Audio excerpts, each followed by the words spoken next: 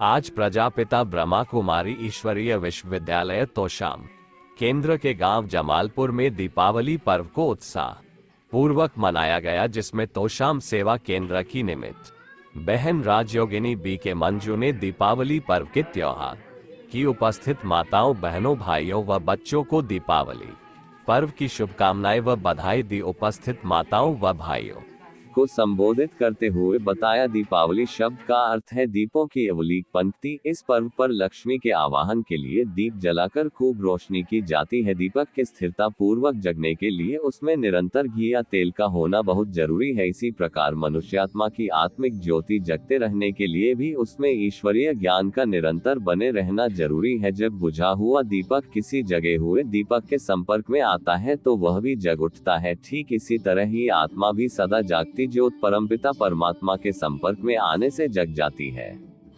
यही दीपावली का महत्व है। उन्होंने कहा कि आज जमालपुर से दीपावली पर्व बनाने की शुरुआत हुई है। ये पर्व इस तरह दीपावली तक बनाया जाएगा। इसके बाद सरल व अन्य गांवों में भी बनाया जाएगा और दीपावली के दिन तोशाम सेवा केंद्र पर बड़ी दीपावली पर्व बड़ी धूमधाम से बनाया जाएगा। मेरे साथ क्या करती है, सिर्फ श्री राम की महिमा कर ली, उनकी मूर्ति की आरती उतार ली, उस मूर्ति के आगे माथा टेक लिया, तो क्या होगा? हम वैसा बनेंगे? जीवन में धारणा तो कुछ भी नहीं बनी ना। मर्यादा पुरुषोत्तम तो श्री राम ही रहे, हम क्या बनेंगे? उनका जीवन जो हमारे लिए, हमारे जीवन में हमें कोई प्यार दे रहा है, हमें किसी ने सुख। दीपावली का उत्सव जो हम मनाते हैं, आए साल मनाते हैं और इसकी शुरुआत आज हमने जमालपुर गांव से शुरू किया है कि दिवाली क्यों मनाई जाती है।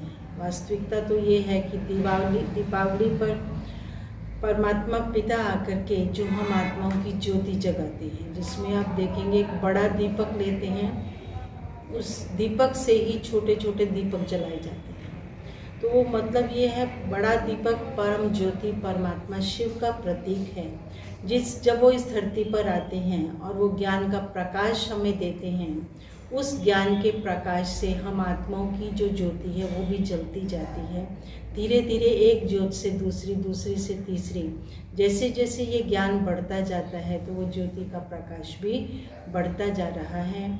सृष्टि पर से अज्ञानता का अंधकार खत्म हो जाए, क्योंकि दिवाली जो है अमावस की रात को मनाई जाती है। कहने का भाव ये है कि जो परमात्मा के आने का समय है वो कलयुग की घोर अंधियारी रात।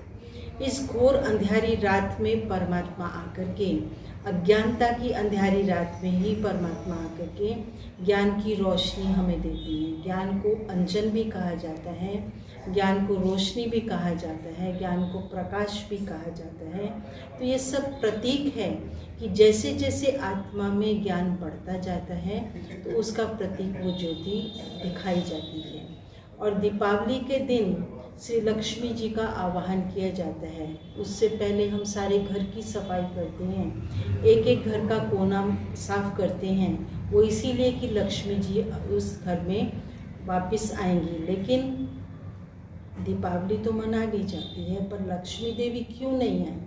कारण क्या हुआ है कि घर का कोना तो साफ हो गया, पर मन के अंदर की जो विषय विकार हैं उनसे हम दूर नहीं हुए। जब तक वो सफाई नहीं होगी तब तक देवी लक्ष्मी, जो कि पवित्रता की देवी भी है और धन की देवी भी है, तो उन्होंने आकर के धन बांटना है। वो कौन सा धन है?